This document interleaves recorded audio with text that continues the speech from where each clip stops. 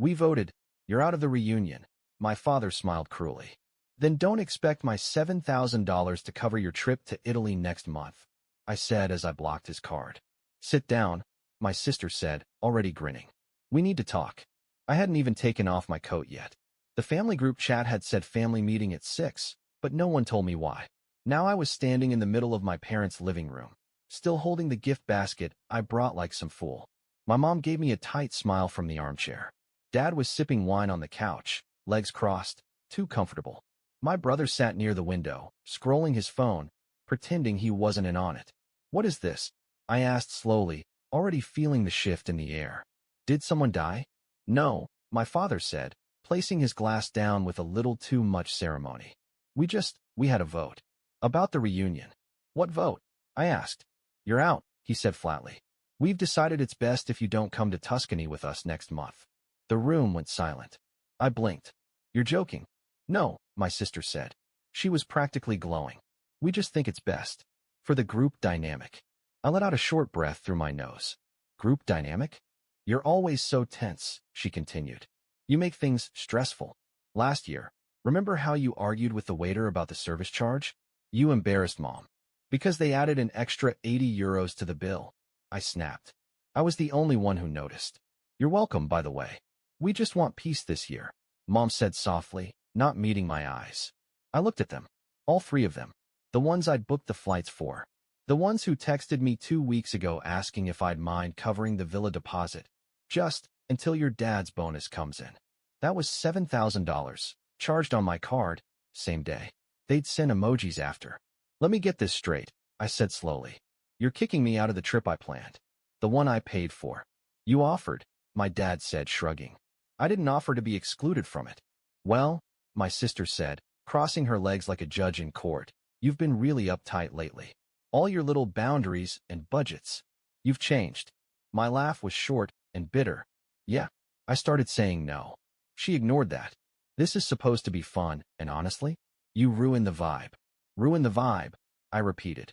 You mean I stop you from drinking €18 spritzes on my card all day?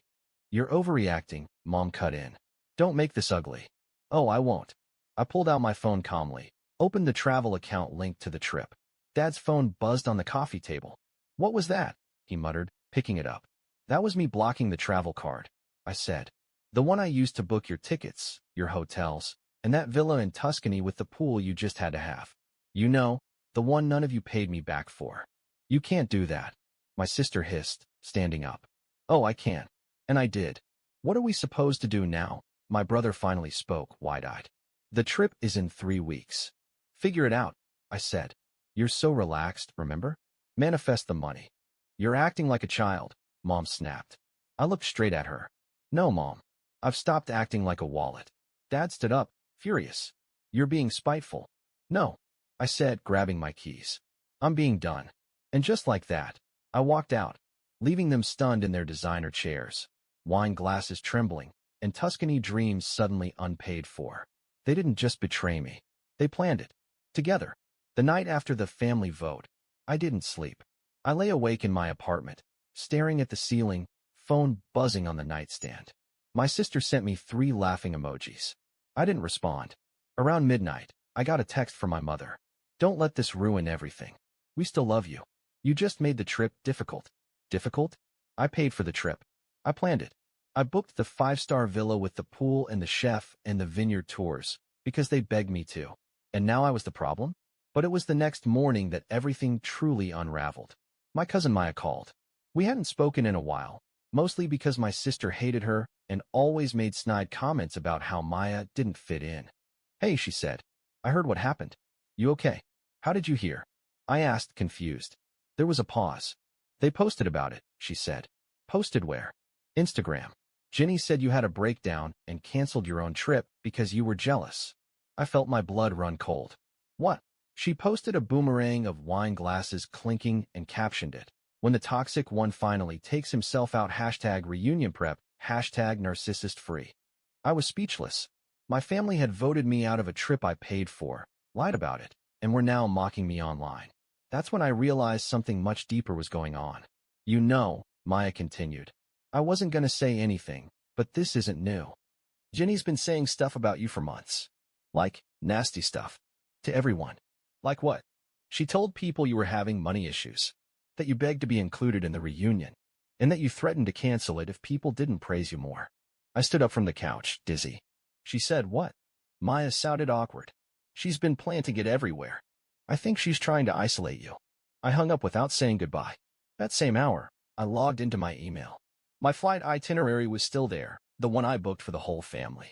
I opened it, hands trembling. Guess whose seat was upgraded to business class? My sister's. Not mine. Hers. I opened the reservation and nearly dropped my phone. She'd used my card again. 2 days ago. A quiet little charge, $1,500, slipped in while I was busy fighting with her over tension. That was the final straw. I called the airline. Hi, I said through gritted teeth. I'd like to cancel all 4 tickets under my last name. The woman on the line paused. All of them. Every last one. Especially the one that ends in seat 3A. That evening, I went to my parents' house. Not to argue. I needed to see their faces. When Mom opened the door, her smile faded fast. Oh, it's you. Don't act surprised, I said, stepping inside. You posted enough online to draw a crowd. She didn't deny it. I walked straight into the living room. My dad was there, reading the paper like it was 1985. Jenny sat with a laptop, browsing albums. You'll need a new card, I said. She looked up. What? The travel card? Blocked. The flights? Cancelled. The villa? Rebooked by another guest. Tuscany's off. You wouldn't, she spat. I did. You're sabotaging the whole trip. I laughed darkly. Oh, honey. You sabotaged it the second you cut me out of it. My father finally lowered his newspaper. Son, don't be rash. I turned to him slowly. Rash? You voted me out of my own trip, used my money, and then let her spread lies about me to the entire family. This isn't rash. This is justice. Justice. Jenny stood up, red-faced. You're unbelievable. You've always been bitter that I'm the one everyone listens to. Funny, I said, pulling a folded paper from my jacket. Because I just listened to your bank statement. I threw it onto the coffee table. Jenny's eyes widened. Where did you get that? On the card, I said. And I finally printed the last 90 days of transactions. Spa packages. Designer handbags. And oh, a non-refundable deposit for a private yacht in Positano? You were planning a side trip? Mom stood up. Let's all calm down now. Calm. I barked. You called me difficult because I asked for receipts. And meanwhile, she's booking yachts on my account like she's royalty. My sister lunged forward, grabbing the statement and trying to tear it. You've gone too far, she said. No, I said. I'm free. She froze. What? I called the bank. Reported fraud. You've been using my card without permission. There's an investigation underway. You wouldn't dare, she hissed. I smiled coldly. I dare. And guess what? They have everything, timestamps, IP addresses, even delivery addresses. You're not just losing your vacation. You're about to lose your credit score. Get out, she screamed, face flushed. You're not part of this family anymore. Finally, I said. Something we agree on. I turned to the door, pausing just long enough to say one last thing. Good luck explaining to the relatives why you're not in Italy next month. And why the police might call. They thought they could humiliate me quietly. So I made noise. Loud, public, unforgettable noise. 1 week after I froze the travel card and canceled their dream vacation to Italy, I got a letter. Not a message, not a call, an actual letter. From a lawyer. At first, I thought it was a scam. But no, it was real. A formal legal notice, neatly printed and signed. On behalf of Mr. and Mrs. Walker and their daughter, Jennifer Walker. My own parents and sister had lawyered up against me. They were threatening legal action over the financial disruption I'd caused by withdrawing support at a critical time. I stood in my kitchen holding the paper, shaking with a mix of fury and disbelief. These people, my family, had used my money, my generosity, and when I set a boundary, they tried to sue me for it. I didn't reply. I didn't call. I made a plan. Saturday, 6 p.m., family dinner. The last one I'd ever attend. My dad opened the door and went pale the second he saw me. What are you doing here? He barked. I smiled. Oh, come on. You invited me. Didn't you read your own lawyer's letter? He stepped back but said nothing. Inside, everyone was already seated. My mom, Jenny, her boyfriend, my brother Liam, a couple of nosy aunts who loved gossip. Perfect. I walked in, set my tablet down on the coffee table, and plugged in the HDMI. Jenny rolled her eyes.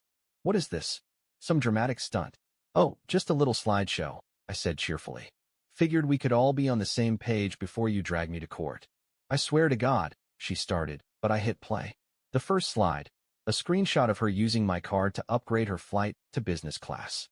Next slide, a hotel receipt under my name, but her signature. $800 for a luxury suite. Then a video. Security footage of her checking in at a downtown hotel, laughing with her boyfriend, tapping my card. The room went dead quiet. What is this? My mom asked, voice low. Jenny stood up, snatched the tablet, but I already had the files backed up. This is a setup, she yelled. He's manipulating everything. I looked directly at her. Funny how the setup aligns perfectly with your exact spending history, down to the spa appointments and dinner reservations. You don't understand how stressed I've been, she snapped. You promised to help us. I stepped forward. I helped. I paid. I bled. You stole. My dad slammed his hand on the table. That's enough. You're destroying this family.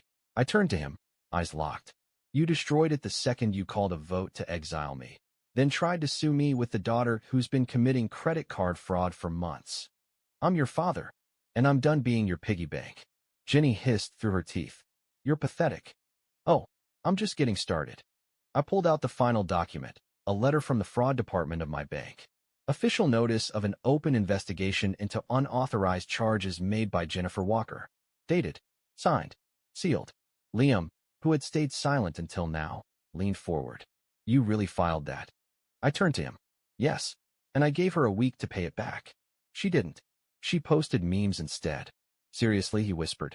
Jenny turned to him. You're really going to take his side? He didn't answer.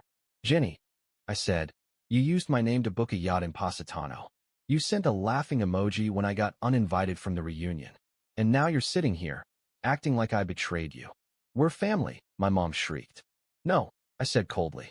We're users and givers. And I'm done being your givers. Jenny lunged forward like she was going to slap me. You're going to regret this. When your name's dragged through court, when everyone finds out. Finds out what? I snapped. That I paid for your entire lifestyle while you mocked me in group chats? That you committed fraud and then blamed me for reacting? My voice cracked, but I didn't back down. You treated me like a wallet. Not a brother. Not a son. Just a resource. Well, guess what? Resource, exhausted. Everyone froze. The air was thick with shame, fury, and disbelief. Then, the most shocking thing happened. Liam stood up.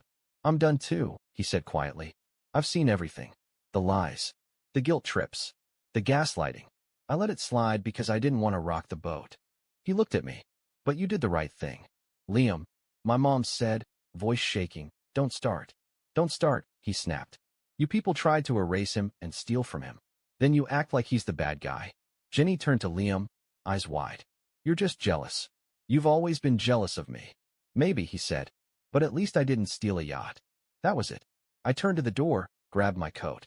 One more thing, I said. I canceled the phone plan, the Netflix account, the car insurance, all of it. If you want Tuscany, go earn it yourselves. Because this ATM is closed. Then I walked out. And this time, I didn't look back. They thought I'd fall apart. Instead, they did.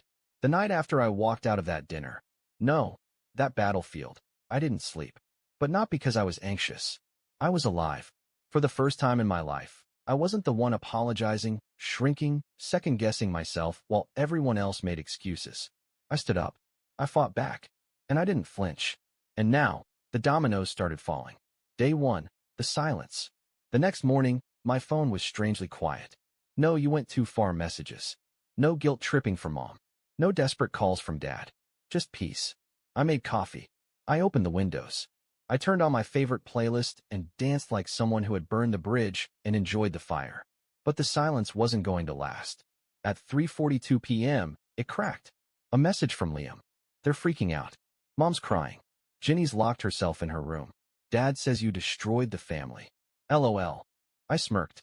Did you tell him I'm the one who paid to keep it afloat for the last 6 years?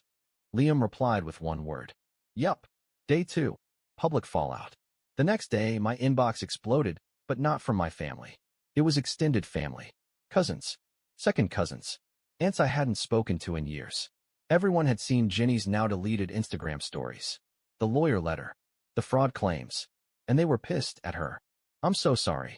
We had no idea what you were dealing with. I always knew something was off with Jenny. But this. If you need a place to stay, our guest room is open. You're not alone. One message stood out. It was from Aunt Clara, my mom's older sister, who had once disowned her over an inheritance fight 20 years ago. You did what none of us ever had the courage to do. You stood up to her. I'm proud of you. I didn't even realize I was crying until I saw the teardrop hit my keyboard. Day 3. Jenny's collapse. I was at the gym, mid-rep, when Liam called. She did it, he said. Did what? She broke down.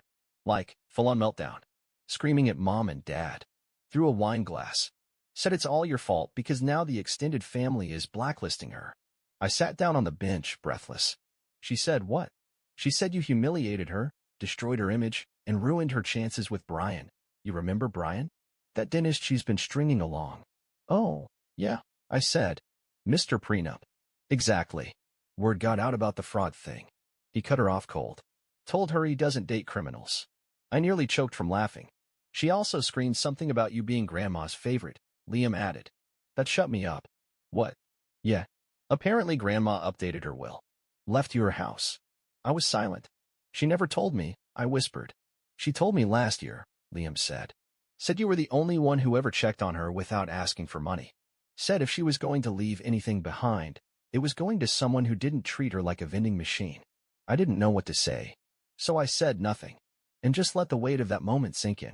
Day 5. The knock. I was working from home when someone knocked at my door. I looked through the peephole and nearly laughed. Dad. He stood there stiffly, like someone forced him to be there. I opened the door but didn't move aside. Can I come in? He asked. No, I said simply. He flinched, then tried to smile. I just wanted to talk. I leaned against the frame. Now you want to talk? He rubbed the back of his neck. Look, your mom's not doing well. She hasn't eaten much since the dinner. And Jenny. Dad, I said sharply, if you're here to guilt-trip me, turn around. I'm done being the family apology. He blinked. That's not fair. No, I snapped.